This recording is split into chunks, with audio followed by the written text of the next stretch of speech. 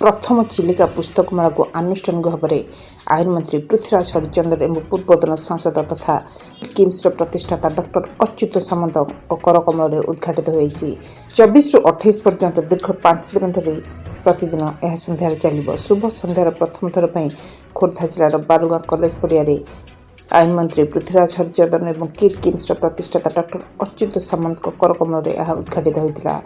24 तारिख आरंभ हो 28 तारिख पर्यंत दीर्घ 5 दिन धरी प्रतिदिन संध्यार पुस्तक मेला सहित साहित्य संभार और सांस्कृतिक कार्यक्रम अनुष्ठित हो। कार्यक्रम में अन्य अतिथि भाव में विशिष्ट साहित्यिक डॉक्टर शशांक शेखर चूड़ामणि बाणपुर ब्लॉक अध्यक्ष अमरेंद्र रण सिंह, चिलिका ब्लॉक अध्यक्षा ज्येष्ठा बेहेरा, बाणपुर एनएससी अध्यक्ष मिटू नायक, जिला बीजेपी साधारण संपादक दुष्मंत हरिचंदन, चिलिका पुस्तक मेला कमिटर सभापति तथा सांबादिक शरद पाइकरा, बालुगाँ महाविद्यालय अध्यक्ष डॉक्टर लक्ष्मीधर सुबुद्धि प्रमुख उपस्थित होते।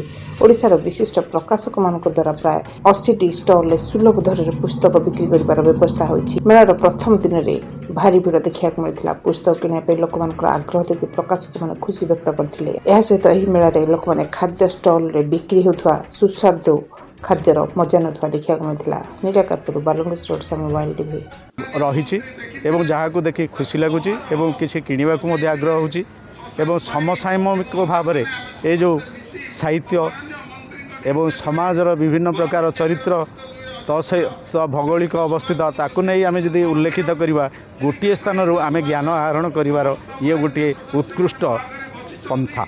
आज आप आसिले कौन बही किଣିले कौन देखिले? हाँ मुझे मनोज दासकर Jaladhar Mahapatra pen in books publisher मुझे मैनेजर जहा हो पुस्तक मेलाटी प्रथम स्थान जो बालुगाँ चिलिका कूल बहुत भल लगुच लोक मैंने आसवा आज आरंभ कले। जहाँ मंत्री महोदय जो ये कामटी कर फास्ट टाइम बालुगाँवासी बा चिलिका कूल जो पुस्तक मेलाटी हो एरिया लोक धन्यवाद देवी।